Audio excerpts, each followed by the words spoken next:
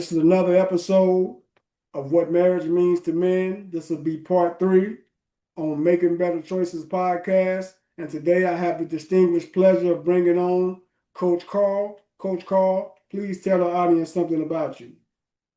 I appreciate being on the show, man. I appreciate you reaching out, brother, and giving me the opportunity.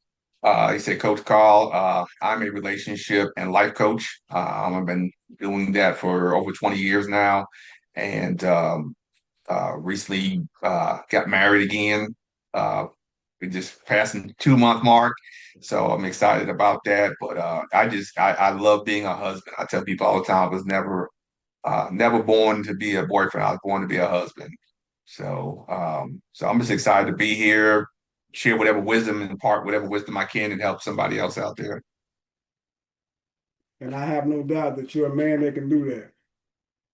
So we're going to jump right into this. First question is, what does being a husband mean to you beyond the title?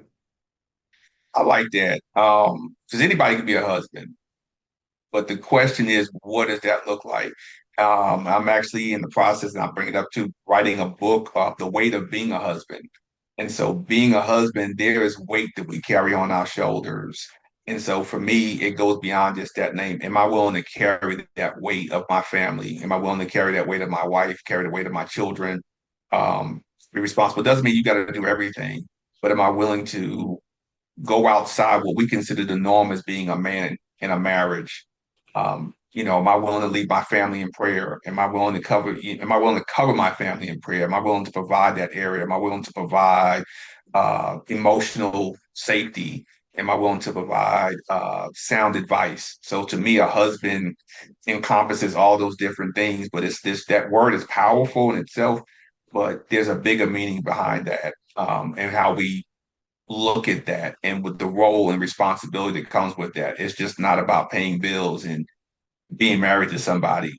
There's a ton of weight that comes with that. And are we willing to wear that cape of that weight? Excellent response. How has your definition of marriage changed over the years? Um, for me, it worked good because I being a divorcee, being remarried, um, I view things the second time around way different. I think the first time I was married, I come from a family of long marriages, 50 years, 60 years. So you see all these different things. And so you just think it's easy.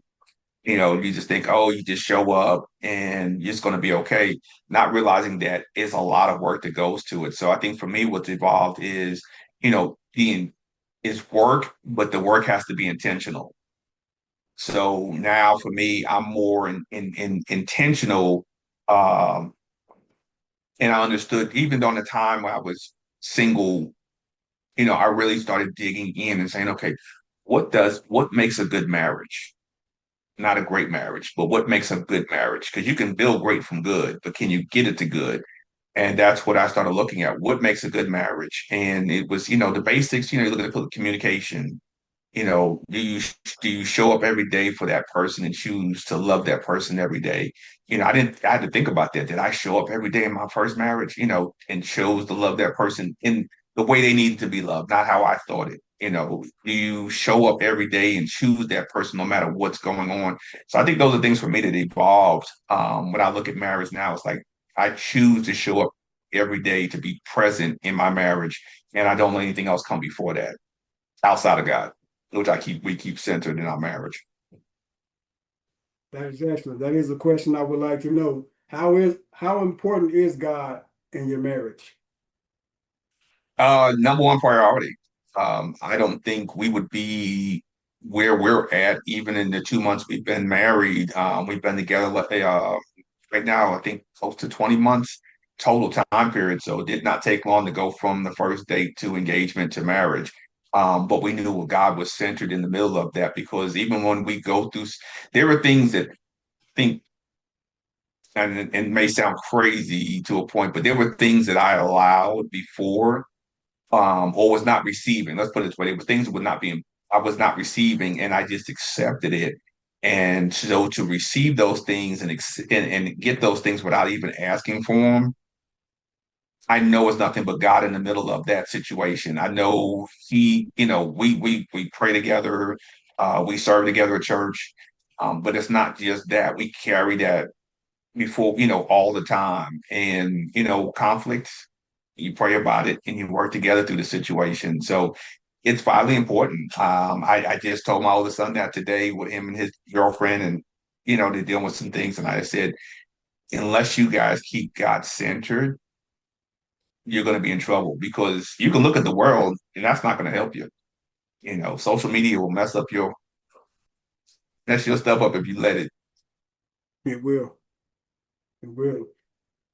In what ways has marriage challenged you to grow as a man? Good question. Um, it's taught me, like I said earlier, it taught me to go beyond provision is just beyond paying bills. You know, um, do I provide really a safe place? That's what caused me to grow in those areas. It's taught me to be vulnerable. I know for a lot of men, it's like, oh man, you can't be vulnerable to your wife because she'll use it against you. But I've learned to sit and say, me being vulnerable to my wife, if she chooses to do that, that's going to be between her and God, not between she and I. He will deal with her on that.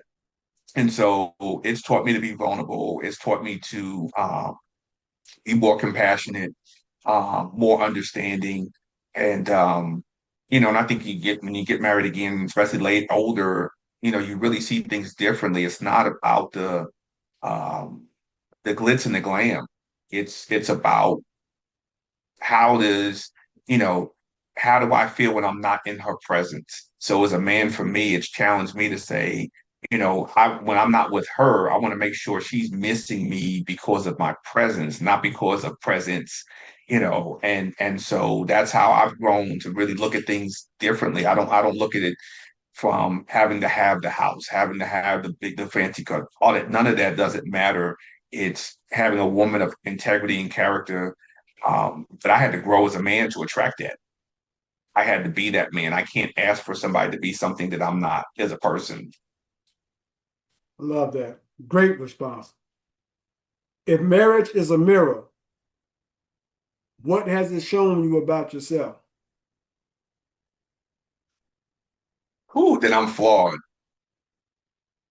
It's probably the best way to look at it. Marriage is a mirror. It shows that I'm flawed, and I have to choose to work on being my best self every day.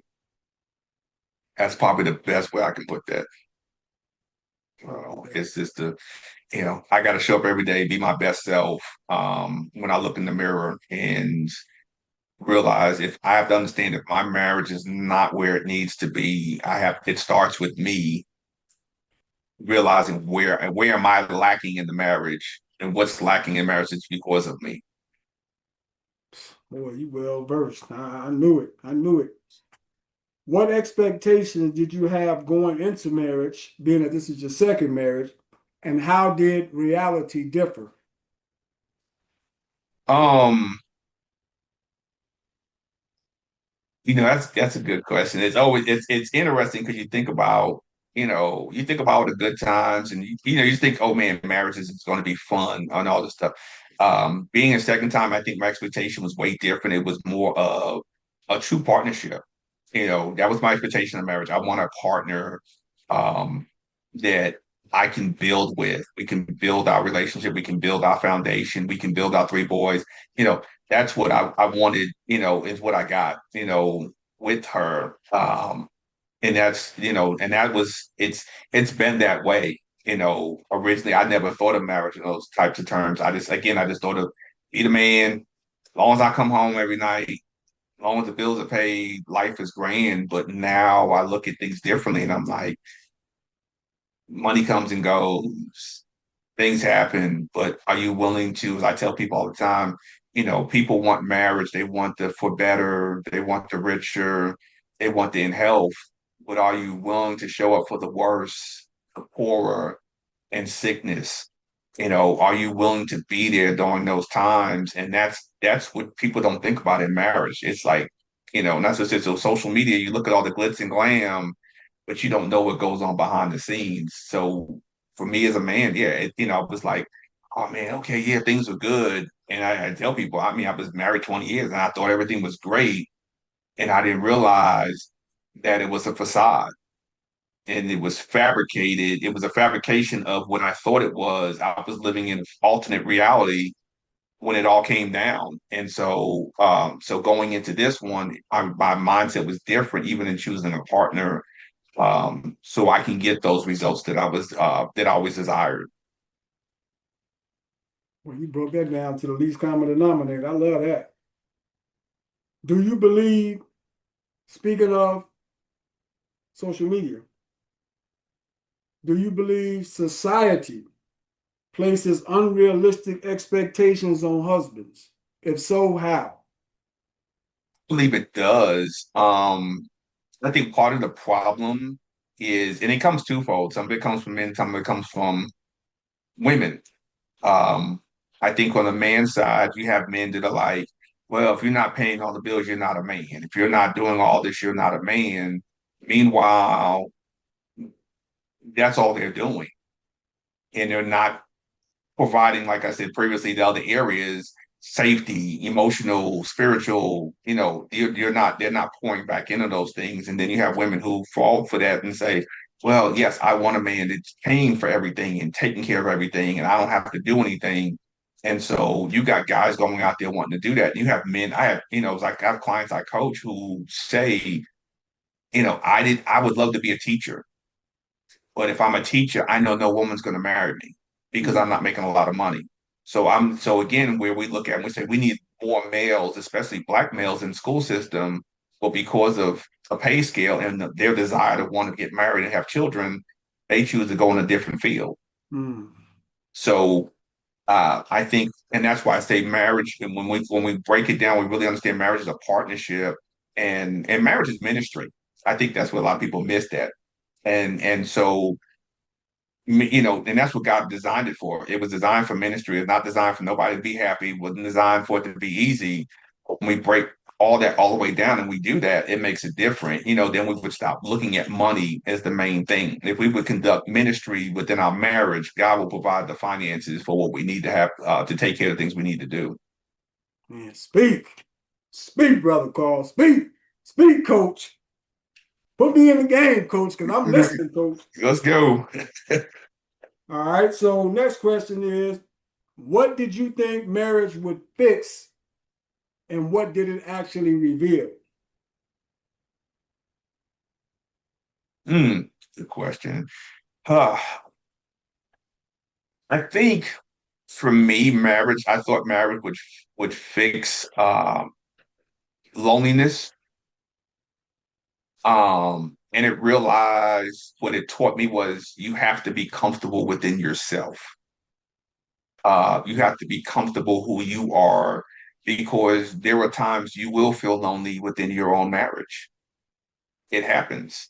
Not saying it's great, but when you get in that mindset, you feel like you're lonely. That's when you end up somewhere you're not supposed to be.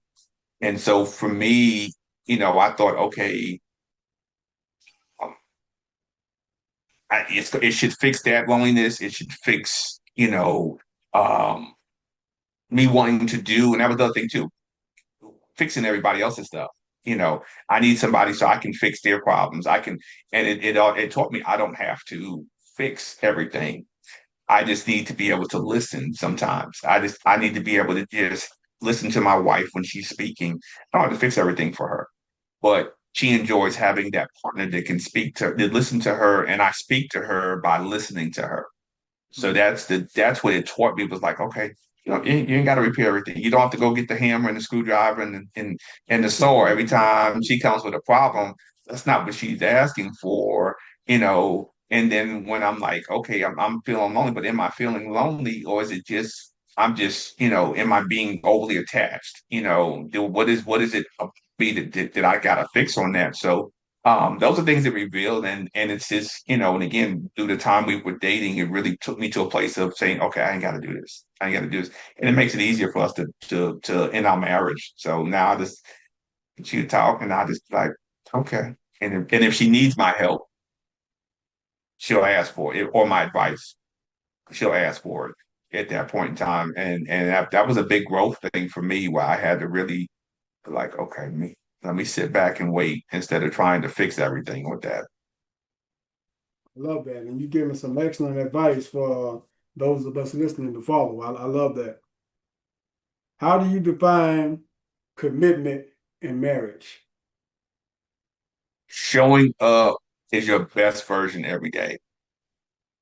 So for me, I can't ask her to show up and do X, Y, and Z for me if I'm not showing up and being my best version. And so, and I feel like as a man, I've got a shirt that says "Lead Her Ship." I spell it Right.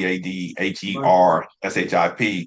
And I always tell her, I said, you can't lead a woman's ship unless you know what direction you're going.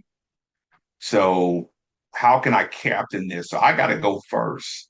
So, so when you're thinking about that commitment, I have to be fully engaged, committed. It doesn't mean we're not 50-50 on that commitment level, but I've got to go first. God brought Adam first and then he brought Eve. He didn't bring Eve, then Adam. And I think that's what I think sometimes a lot of men are fearful of that, getting burned, getting hurt, because people always ask me, it's like, how did you go through that after 20 years and then turn around and get married? And I told people, I said, if y'all look at my post, I said, even when I was separated before it was finished, I told people I was getting married again because I knew what marriage meant to me and I knew what it was for. So to me, I always tell people commitment is showing up every day as your best version. Work on yourself every day, and it just different things with whether it's books, whether it's podcasts. Again, as I was talking about the son today, I said you become what you absorb. Mm. So if you're watching stuff that's not going to benefit you as a man, if you're listening to stuff that's not going to be, music or whatever is not benefiting you as a man, you cannot show up your best version for your girlfriend. It's not going to happen. Or as a man, tell me that in general, and it's not going to happen because you're caught up in what you think the world thinks commitment is. You know, commitment is, what am I doing when my wife's not around? You know, am I should be an example when people see her later on, they should say, man, your husband is really on point. He is such an honorable man. And she's not there. If you're not getting that and people coming back saying, man, you might want to watch your husband. Are you really committed to your relationship? Are you really committed to the marriage? I like that. And being that in that response, you mentioned showing up. I want to ask you, what does showing up for your wife look like on a hard day? A hard day. I tell you, that's gonna be a hard question because she make it easy. Oh, I love that. Okay. She make it easy for me to show up every day. So, Okay. man,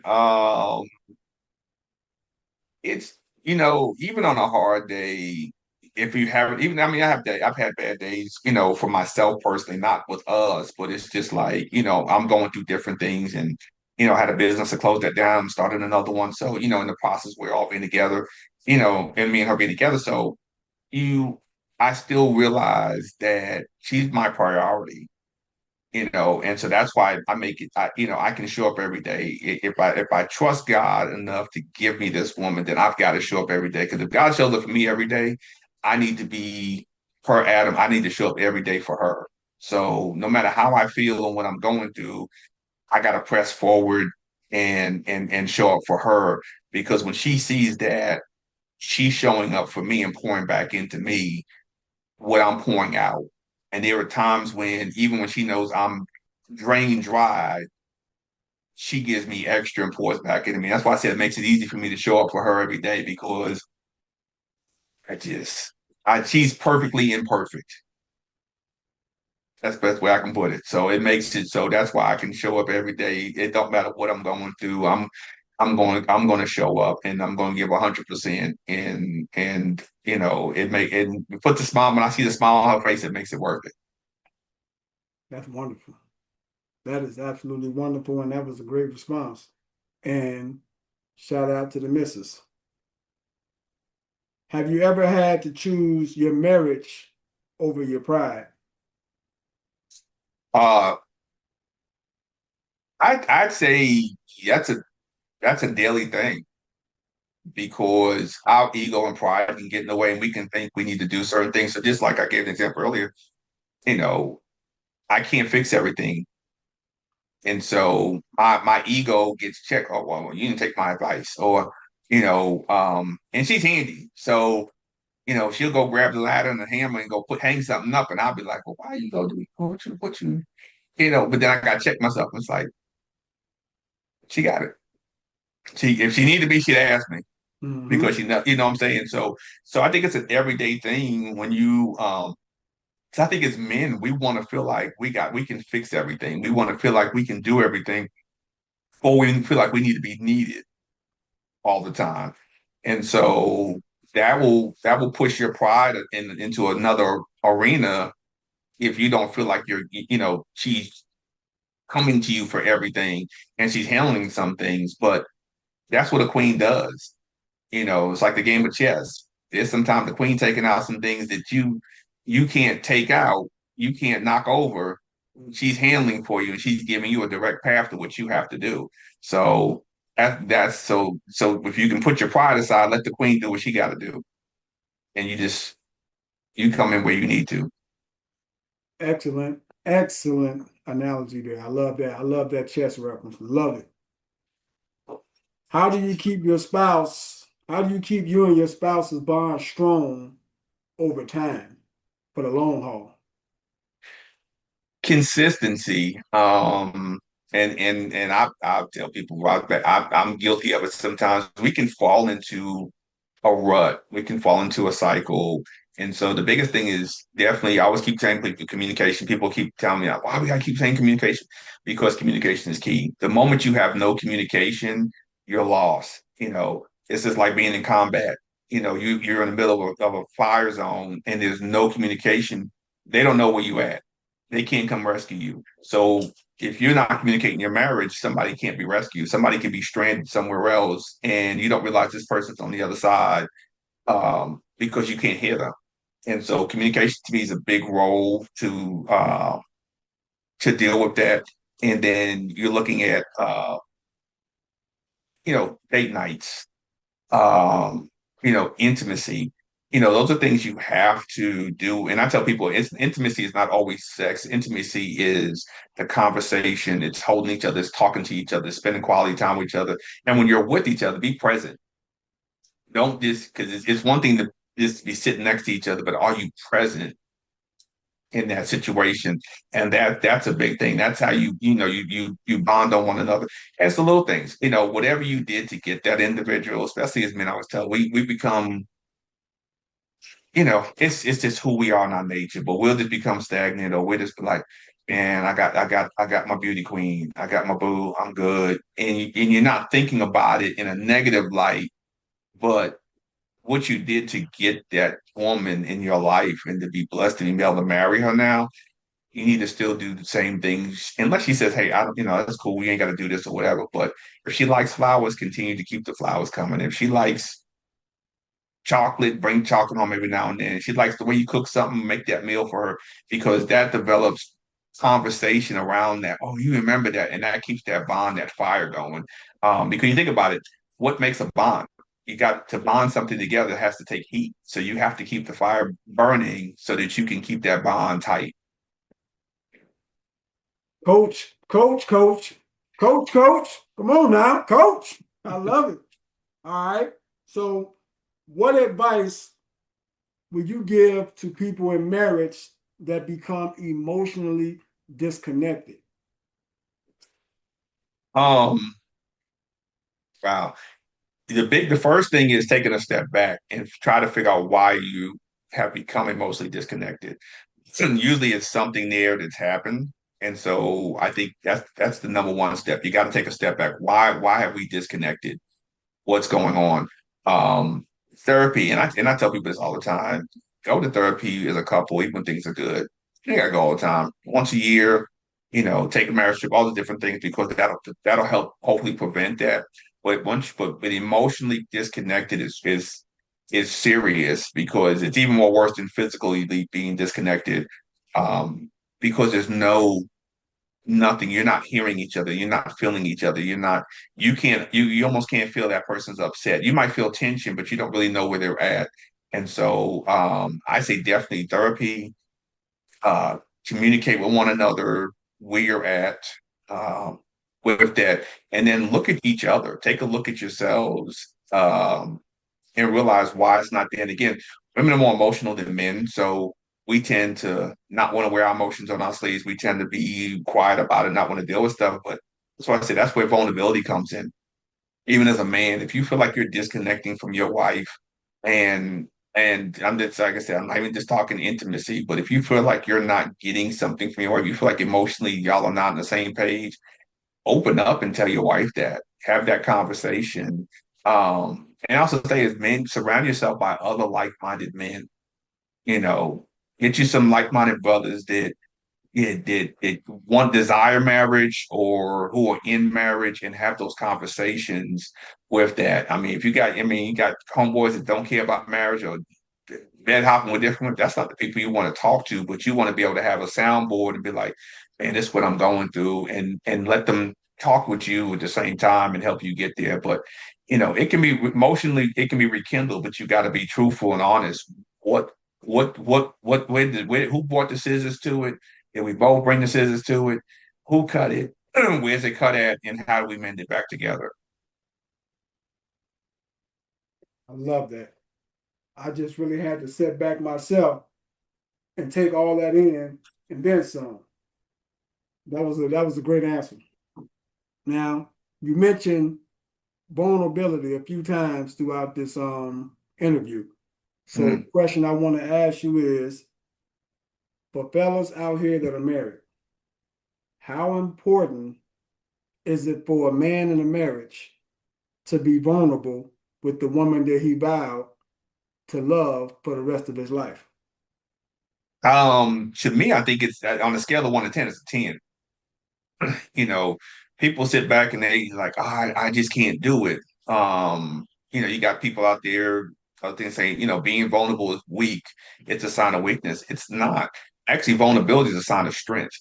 Because when you're able to be vulnerable with your queen, then she knows, okay, these are the areas he's weak in. And again, it takes having the right queen too, the right partner in your life. So I always tell people that. But when you've got a queen that's protecting you and she's got your best interest and you can be vulnerable um, to that individual, she can now protect you in a way that you can't protect your own selves because now she knows your blind spots.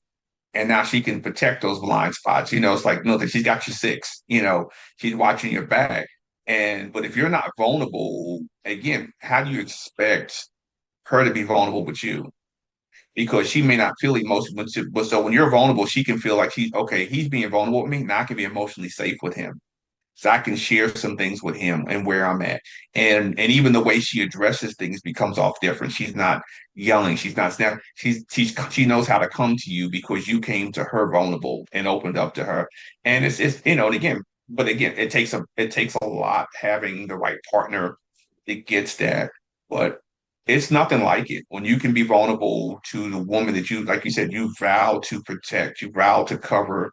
Uh, why the person is supposed to be your best friend, the person is supposed to be your ace, why would you not be transparent and open to them? Especially no matter what you're going through. My wife reads me. She can tell in a heartbeat. She'd be like, what's wrong? I mean, we can be on the phone. I can call. She'd call me and I answer the phone and she'd be like, what's going on? I'm like, oh, I'm just trying to, and it may not even be nothing serious, but it's just something I'm doing. But because I've been vulnerable enough with her, she knows my tonage, or she knows expressions on my face. And that protects me. And she's like, you got it, babe. You're going to do good. You're going to do great. You'll fix this. You're going to figure it out. I know you got this. You got us. I'm not worried about it. What man does not bust the suit open and break out the Superman S and go when you got that type of woman behind you. But that only comes from being vulnerable. I love that. I absolutely love that. And just to piggyback a little bit of what you just said, if that's the woman that you choose to suit up and go to war with on every battlefield in life, you're absolutely Hmm. right. It should be no problem for a man to feel comfortable Right. being vulnerable with that woman. That's not some woman that you're laying down with, probably going No. to see tomorrow. This is the woman that you're going to lay down and close your eyes with every night. And if you Um, can't be vulnerable with her, the question you need to take a look in the mirror, as we talked about the mirror earlier, and realize why can't you be vulnerable with her? That's the question you got to ask at that point. Definitely need to do that. A lot of people, and we'll talk about that mirror in a little bit because that mirror is very important. Hmm. Now, you mentioned your children. So, what kind of marriage are you modeling for your children or any other younger man that's watching you? Um, my boys will tell you all the time, and even her son, I count him as one of my sons, now. And I just tell them, character, the biggest thing you have is your word and your last name. And that comes from the character that you have within you. And so I try to model, being honest, showing up, every day for my wife. They see those things. They see how I do for her. Um, when things are off, they see what I do uh, in those areas. So I want them to understand. Look, marriage, and I tell them marriage is not easy, but it's not hard. We make it as hard as it needs to be harder. You know, if you understand what I'm saying with that. So I tell them, I said, just understand if you got the right woman and you really care about this woman and this is who you want to marry and be, take those steps. Show up every day. You know, choose to love your wife every day. Choose to show up for your wife every day. Choose to be present every day. Choose to have good character every single day. I said, ignore everything else. I told them, I said, look, I don't care who you marry. You will always, at some point in time, see a woman that looks prettier than your wife. It doesn't matter. She's non-existent. You don't pay attention to her. No matter what your homeboys are saying, hey, she's not going to know. Those are not people you want to have around you. All my sons know almost every guy that I hang with outside of one is married. That's just my circle. Doesn't mean I can't hang with single guys. Doesn't mean I don't deal with single guys. I just happen to have my tight circle of men of all married. So, I told him, I said, when you get married, you may have to reevaluate your friends that you have. Because if they're not into marriage, they're not going to be good for your marriage. They move into an outer ring. So those are different things I model for them. I tell them, I said, and again, I tell them about provision. It's not just financial. We've gotten caught up as that as men. I said, but you need to make sure that you are emotionally sound, that you can provide an emotional safe space, that you can provide spiritual leadership within your house. And then you can provide, as a father, when you become a father, can you provide leadership for your children? Can you lead the ship of your house? Can you captain it? What is your vision? Where are you trying to take this outside of following God? Where are you trying to steer? And so those are the things I try, I talk to them and continue to instill in them on a regular basis. I love that, man. Coach, hey, look here, coach. I should have just put coach of the year and just put it on the screen. Appreciate it, bro. Man, woo, are you on fire? So, what is your advice about social media as it relates to marriage? You know, um, I tell people don't the way social media ruins your marriage is if you already had an issue. So it's not necessarily it ruins it, but if you're having secret conversations or you're uh, um, viewing stuff that you shouldn't be doing. And I know people are like, well, if you're just liking something, you're just putting a heart on something, that's no big deal. But, what's integrity? And I think that's the thing people need to think about. What does integrity look like? And that's how you got to conduct yourself on social media.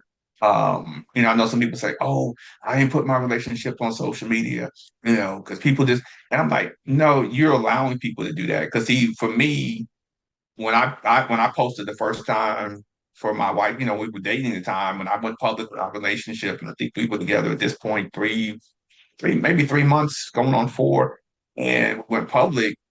I had some people that had some negative things to say. Well, they just got deleted and blocked. And, it's how you handle it. I wasn't worrying about what they had to say about my relationship or what they want to say about it because it doesn't matter. It's us. So I share our world out there to encourage other people. And if you don't like it, I just get rid of you. But I always tell people be careful with social media and be careful what you see from even people's marriages. I mean, because I'm first tell people our stuff is not perfect. We work at it, but when you see all this glitz and glam, and you see people running around, and oh, he bought me a Bentley for this and all this stuff, and she, all out to eat all the time. It's not. Sometimes what you see is only the good stuff. You don't understand that there's bad stuff that goes with that, and that's how you get caught up. In a bigger issue because you're in. I'll say end it with this: don't emulate anybody else's marriage because you don't know the hell they went through to get there. And so they can have a great marriage right now, but you don't know what fight. So when you sit and say, I want to be like so and so, you may not know that they went through 10 years of hell Yeah, to get there. Now that's what you want. But is your marriage prepared to handle 10 years of hell? yeah, yeah. You're right. That social media, people see the glitz and glamour. You are so right about that. Because people don't put up the negativity. People don't put up the fights, the struggles, the bads, the aches, the pains, the groans. Mm-hmm. Yeah, they don't post that. No. Yeah, you're right on that, Coach. And you spoke on this, but now I'm gonna ask a direct question on it. How has marriage shaped your understanding of leadership in the home? Um, it's forced me to be more accountable. So, and in the order I talk about, it's forced me to be more accountable to God, more accountable to myself, and then more accountable to my wife. So it keeps me evolving my vision and make sure it aligns up with the word. It aligns with what we've talked about. Because I can't lead again, I can't lead if I don't know where I'm going. So that's the biggest thing. How can I steer her ship without me knowing where we're supposed to be going? And we end up running the ground because I'm not paying attention to the navigation chart, which is God for me. So, but it just makes me more accountable in having to sit back and say, you know what, I got to do better at this. You know, I mean, I got a whiteboard I keep up, and different things I write on there as I think about it. Sticky notes, and a lot of times I was like, man, I need to make sure I do better at this. I need to make sure, because what she does, a lot of times I don't call her at work because she's I won't say stressful job, but she's just moving a lot of moving parts all the time. And I was like, I gotta do better. I gotta call her more. Accountability, on my side. Cause I just wait, she'll call me. But I was like, okay, I need to call her more, check on her and her day and stuff. So that's a way I have to lead. When we're looking at, decision making and stuff, it's not just me. And I tell people it's not just me making all the decisions. I definitely it's like being a head football coach and offensive coordinator. As a head coach, I may say, you know what, let's run this play. But now I'm looking at my OC and saying, hey, what you think? And letting in have input and say, maybe we need to run this. And that's what I do with her. It's just conversation pieces. She'll come to me and she'll be like, babe, instead of doing this, let's do this. And I'll be like, all right, let me think about that. And I'll come back like, you know what, that's a good idea. Let's go ahead and so it takes the pride also out of that. Even though I'm supposed to be the leader, it still doesn't mean she can't come to me with suggestions. So it does, I still lead the house, but I still take into account her suggestions and her ideas. And I look at it and I'm like, this aligns with what we're trying to do. Boom. And let's go. We're gonna do it this way, babe. We're gonna do it the way you want to. Love that, Coach. Now, for all the fellas that will view this video, how important is accountability for a husband in marriage? It's very uh important, and it's just I mean it's up there with his hand because you have to be able to you got to take accountability. When you make a mistake, you got to own it.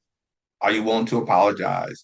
And do you have to wait until your wife comes to you and tell you you made a mistake, or can you pick up the phone and say, "Babe, I'm sorry. I dropped the ball," or I can't. I know I told you I was going to buy you this outfit. I can't do it right now. Finances are tight.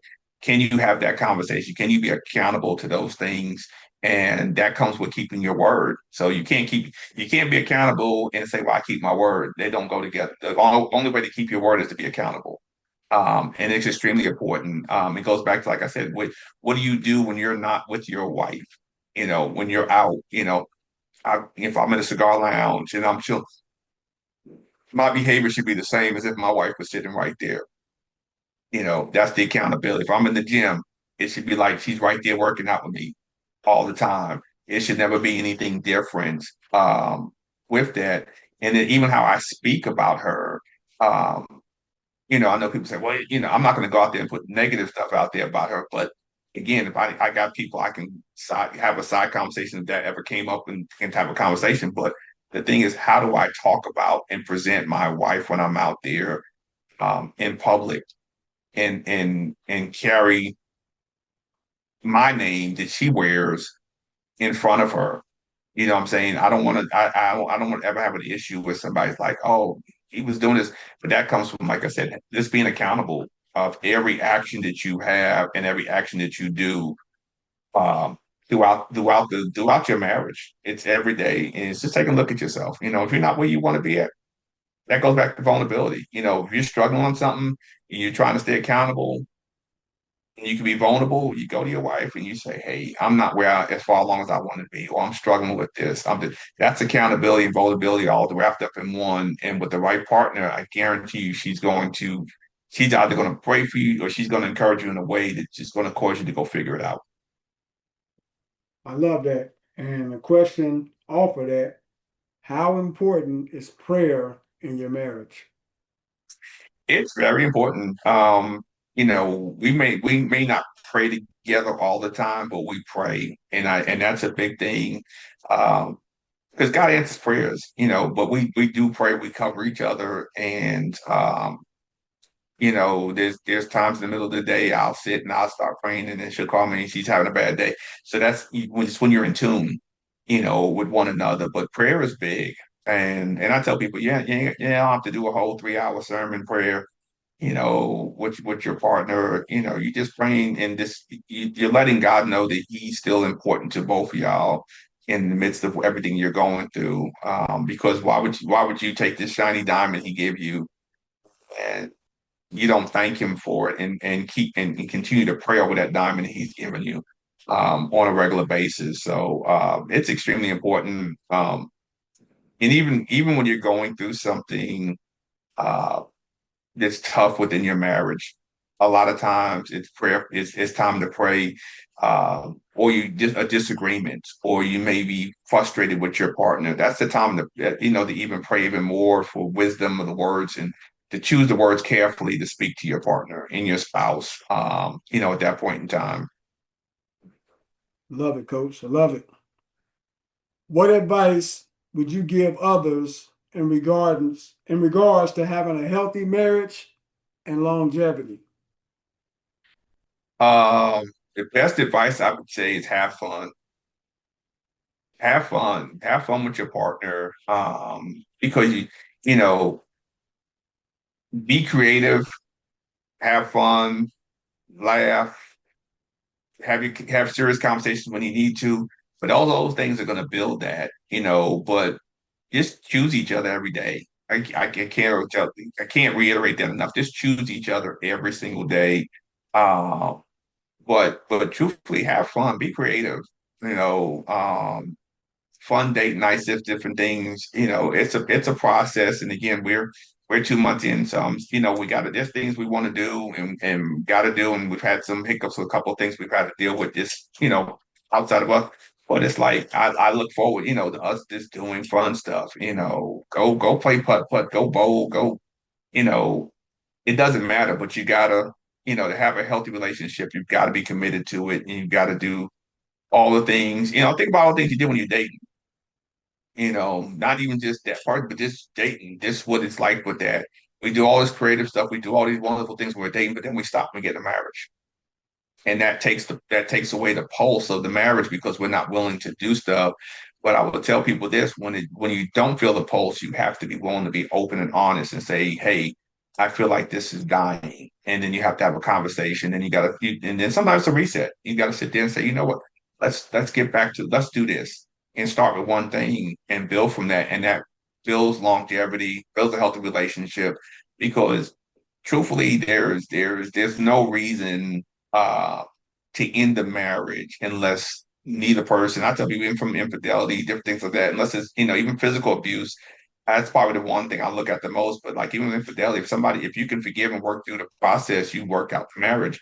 I'm not saying it's an end all be all, it's always going to happen, but it's rare that you should end the marriage because you're bored or you're upset or it takes two to make it work, but you're only going to be able to get there if you guys can sit back and realize uh what was it that made me fall in love with you in the first place?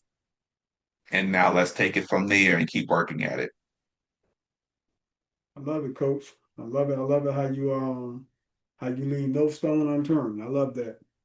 Now, to some men out there who may not understand this, what are some things that are considered cheating in a marriage that a man should not do? I mean, we know he shouldn't cheat, but it's just some things I guess some men think isn't considered cheating. But as men, mature men, we know better and we shouldn't do it. Right. Um, I mean, we go back, let's go to social media. Are you following somebody that you're uh inundated with? You're just totally attracted to her and you're just looking at because the Bible says whatever you think if you're already done. So if Yes. you're lusting over an individual over her pictures, that's an issue. That's a form of cheating. You're having your, DMs with somebody that's not your wife, and it could just be simple conversations. That's that. The work wife, I know people have work husband, work wife. You don't have a work wife. No woman should be bringing me food to my job. No woman should be coming over trying to massage my shoulders and say, "Hey, you stressed?" No, that's not your role. I don't care what's going on. That's not your role. So that's another form of cheating. Flirting with women. I mean, it's not. I said that before. You may come across somebody that looks better than your wife, but sometimes the enemy will send something that looks better and wrap it up all nice and shiny. And then when you unwrap it, you don't realize that it's nothing but ugliness underneath it. And Yeah. now you lost what you had because you decided to dive into this ugliness. So those are little things that cheating. I know a lot of people say, well, as long as it's not physical, you're out, out and about. You shouldn't be buying drinks for another woman, Sure should. as a married man. And again, I'm just saying in a general setting. I know sometimes when you're doing business and you got networking events and different things, you're just like, okay, you're buying drinks for people who an event. But if you're just out, you out by yourself and you see a woman sitting by herself, you don't walk up and buy her a drink, all that. Because I tell men the best way, what would you also consider cheating for your wife if she was to do it? So if she's looking at some dude with his shirt off on Instagram or DM some guy or past relationships that they had and they having conversations and still secret conversations and stuff. If you can't tell your wife what you're doing, you're cheating. That's probably the best way to put it. If you went out and did something and you can't come back home and tell your wife that you did that, you're cheating. Anything you have to hide from her, anything that you wouldn't want her doing. Yeah, you're right. Yeah. I love it. In what ways has your wife changed you? Um, she just you know what? I think she makes me laugh more. Um she forces me to, and again, she forces me to be a better man on a regular basis. But not like she's not forcing me. It's just who she is as an individual. It forces me to be a better person. So it changes me to say, I mean, I got to do better at this, or I want to be better at this, or I want to achieve this. It's just different things because I know the better I am, the better she is. The more she's taken care of in a different arena. So she's changed me, but in doing all that, she's taught me how to have fun with all of that. So she keeps me laughing, she keeps me smiling. It's a big difference, so I love it. She always talks about, she's like, I love your dimples. And I was like, I didn't know I had dimples, you know. 50 something years later, I finally got dimples, but she's giving me dimples, so it's hilarious, but that's what's changed me is just, have fun as a person and don't take everything so serious, take a break. And then she's big on me doing for myself. She's like, take time for yourself.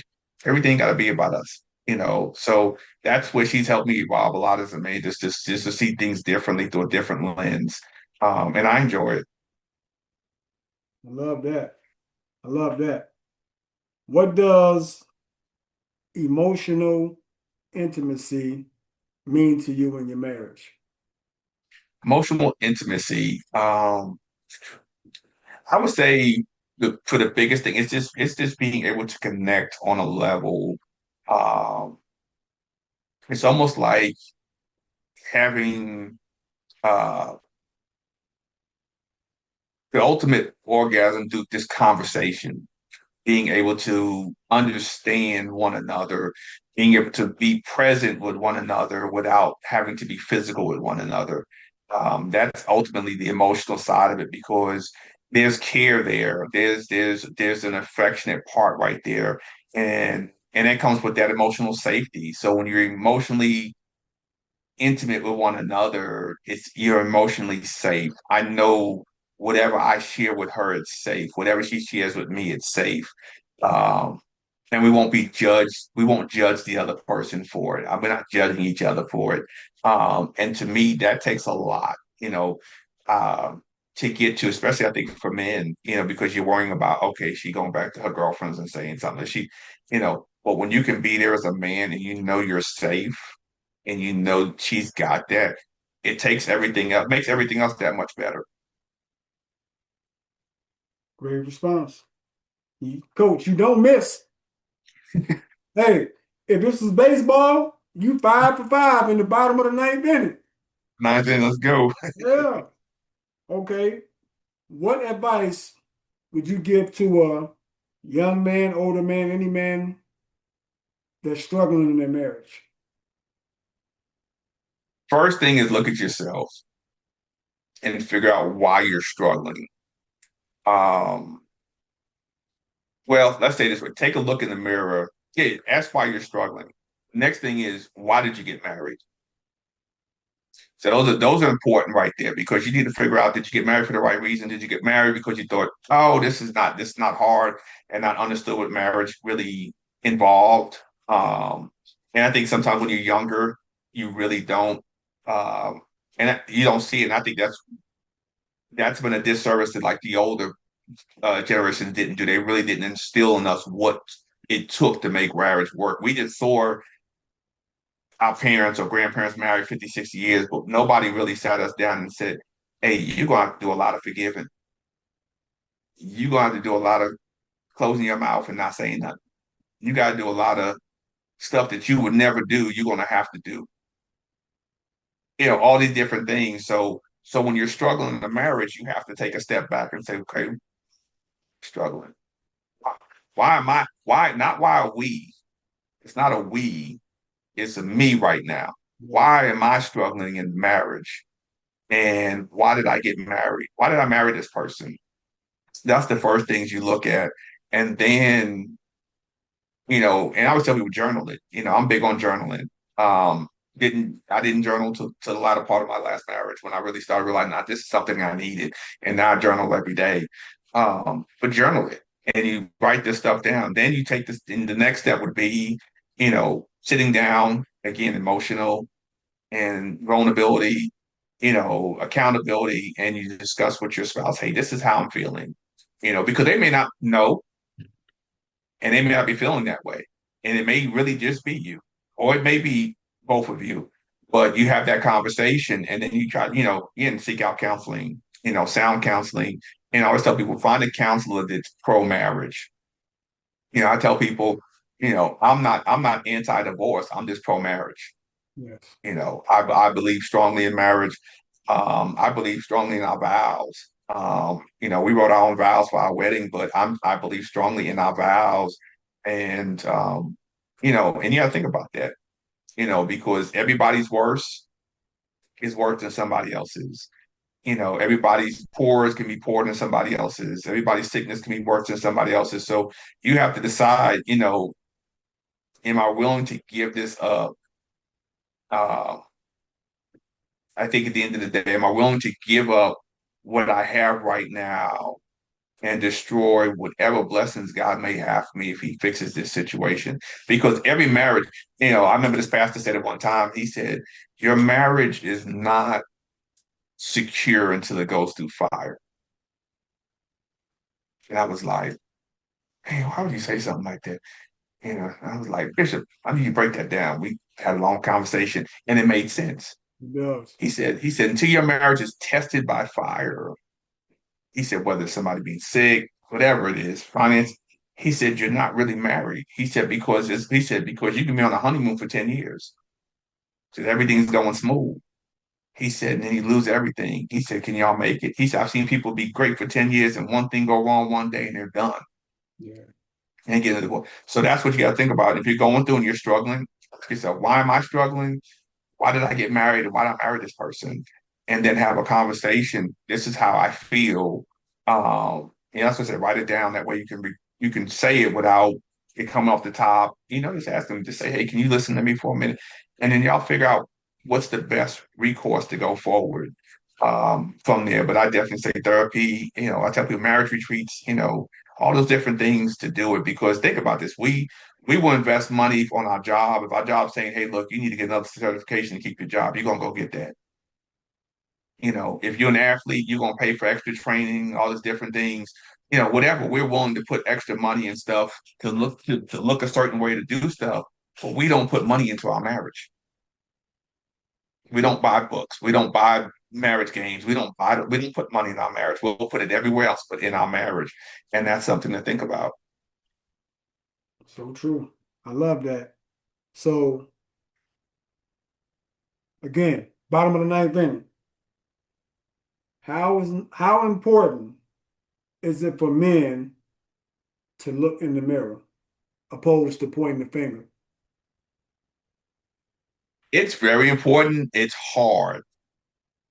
And I think that's the biggest thing. And see, pride and ego, I think, will do that to you. Um, you know, I mean, I've shared my story a lot of times out there. My last marriage ended, because of infidelity, not on my part. But even despite that, the first thing I did was look at myself in the mirror. Like, how could I have been a better husband? What could I have done different? Um, And so I've always carried myself that way. Um, even when I played sports, I was never like somebody make a bad play, do something. I just always like, man, did I throw that the right way? Did I put that where it's supposed to be? That was my mindset. Um, and I was kind of raised that way. So that's big as a man when you can, because here's the thing, when you make a decision, are you willing to own it and own it completely? You make a decision for your family, are you willing to own it? So that's the only way you can do it. You gotta look in the mirror, you know, in a combat zone. You're like, oh man, I didn't, you're making split decisions. You have to own it if somebody loses their life, with that. That's you. And so it's the same thing with your family. You're in a war every day because there's an enemy out there that does not like marriage. He desires for marriage to be shredded and torn apart. And so you've got to be able to look in that mirror every day and say, do I like what I see? You know, is this the vision I had of myself where I would be at this point in time? Is this who I thought I was going to be at this point in time? Um, am I happy with what I see? All those different things when you're looking in that mirror, you're asking yourself, because if you don't do that, it's not going to happen, because again, you talked about it earlier, your wife is a reflection of you. And so if you're not living your truth, you can't get the true fullness from your wife. because you're not living your truth. So you look in the mirror and you think, oh, I look like I'm cut and ripped. And meanwhile, you're not. She's seeing what's not in the mirror. And you're looking to be respected in a certain way she can't give you because you don't even see it yourself.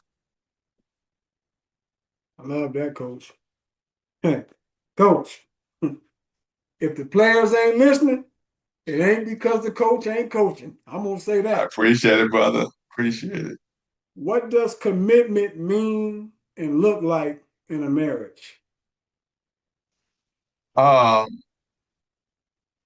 Commitment. It's like I said, just show up, just be honest with each other, uh, integrity, communication, all those things tie into commitment, you know, and honor your vows. You know, you give vows for a reason, and we're giving them in front of God. So to think about it's the three of us in this together. And, are you willing to break your vows for no particular reason? Just something because you think you see a shiny penny somewhere else, you know. Because some people will leave a relationship. Most people, we're lucky if we get 80% of what we desire from a personal relationship. A lot of people will leave searching for 20% and end up with 20 and lose out on the other 80. It's crazy. Talk to my clients, but that's that's what commitment is. It's just like, man, I'm in this. This is it. I don't want anything else, anyone else. We're gonna show up every day and we're gonna make it work.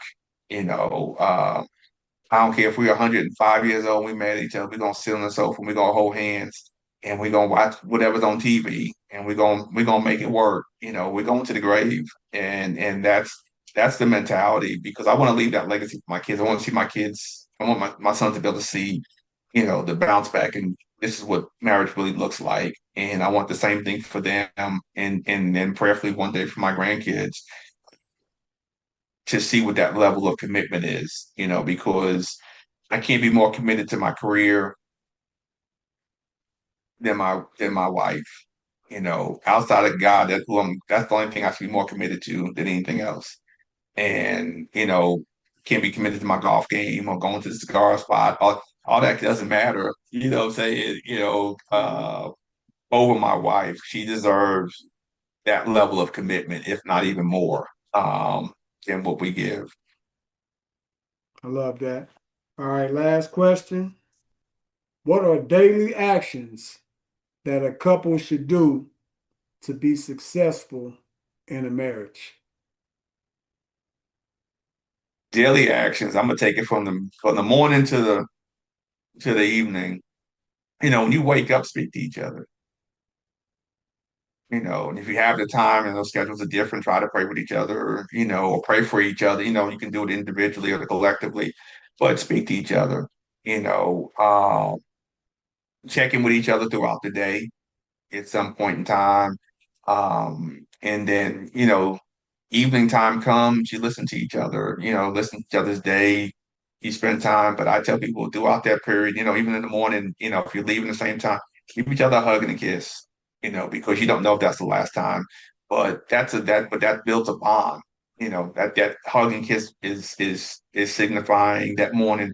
You get through the day, you're doing stuff, and then when you come back together in the evening, you give each other a hug and a kiss. And then you can discuss everything else. And then we go to bed at night, pray with each other, and you give each other that hug and a kiss. So it's just little stuff like that. I laugh at my wife because she's like, you spoiled me on some stuff, and I laugh at it now, but I get up in the morning, it doesn't matter how tired I am, but I get up and I make her breakfast, before she heads out the door. I make her lunch and I put it together, her coffee, she's out the door. I mean, I'll go put it in the car and whatever she needs, before she heads out because I work from home. So you know, it's fun. That's a ritual for us. And, when she comes in the evening time, we sit, we talk, usually I have dinner ready, and we'll just have a conversation. We'll laugh about different things. We'll watch TV together. We spend that time. And then if she's got to, bring work home and she works, I'll usually go in the office with her and I'll work on some stuff together just to spend more quality time. But we got to make the best of it. And that's what I tell people, fine, you gotta you don't leave on a bad note, and try not to go to bed mad with each other. Yeah, I know it's easier said than done, but try to have that discussion if you're upset about something with one another. Um, but it those are the little things there. So, it's funny when I forget to do something, she was like, like even like today we left church, normally I take her name tag off, and I forgot to do it and we were going to get something to eat. And she was like, you spoiled me about that. She's like, on your job, you got to take my name tag off, but that's it's fun, and I was like, oh man, I gotta get back to my job. Let me get my post, make sure I get your name tag off. But it's like that little stuff that keeps that spark going because you're having fun every day. But if you do those things, whatever it is for you, for each individual couple, as long as you do those things on a regular basis, throw some other stuff in there, it makes a big difference. It'll make your marriage last. Um, I think the best thing for us, we both said when we were dating, we know there's going to be a point in time we'll disappoint each other. How we respond from the disappointment makes a big difference. And we there are times, I mean, it's happened, and we'll have a conversation, we get through it. And once the conversation's over, we're done. And we're just like 5 minutes later, we laugh and joke, or we're watching something, we're doing something different. But, it's just, it makes easy when you can communicate. But it's like building up a withdrawal.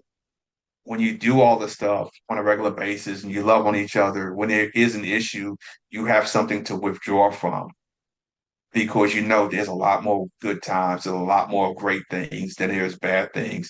When you don't have anything to withdraw from and you're starting from zero, now you go into the negative to try to fix a situation because you haven't really deposited stuff by doing daily rituals, different things together with one another. Coach, I'm gonna say this: training camp to tryouts to first practice of the year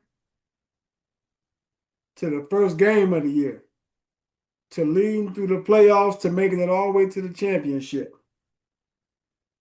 If we don't win, it's not because the coach wasn't coaching.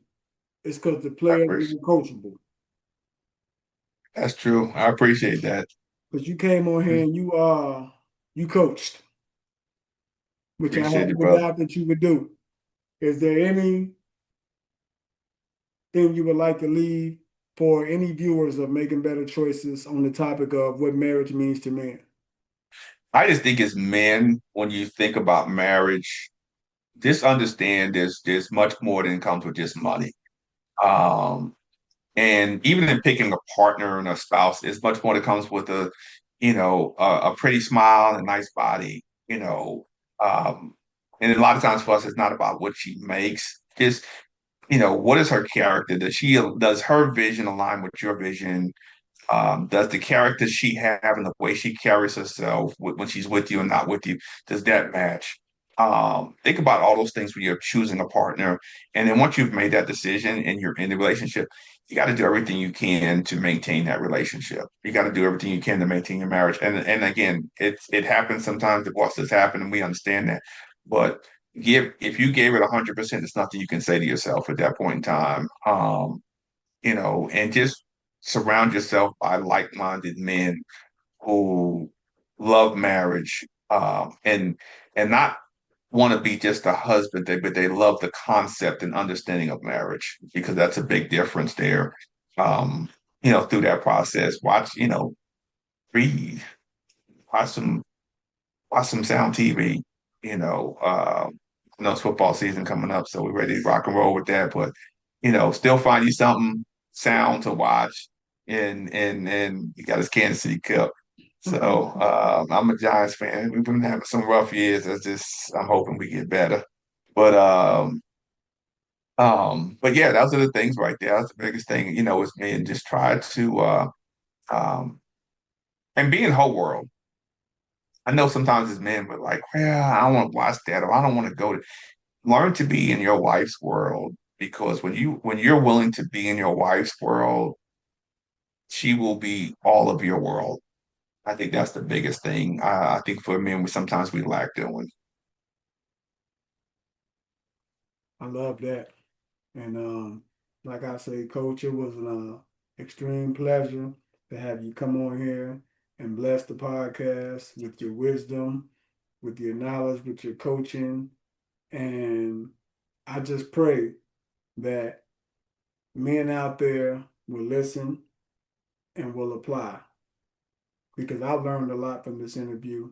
And I'm going to watch this interview back probably several times while it's being edited before it even hits the mark. And I'm going to watch it a few more times, even when it does come out, because it's so many things that you said that's still going to hit, that's still going to register.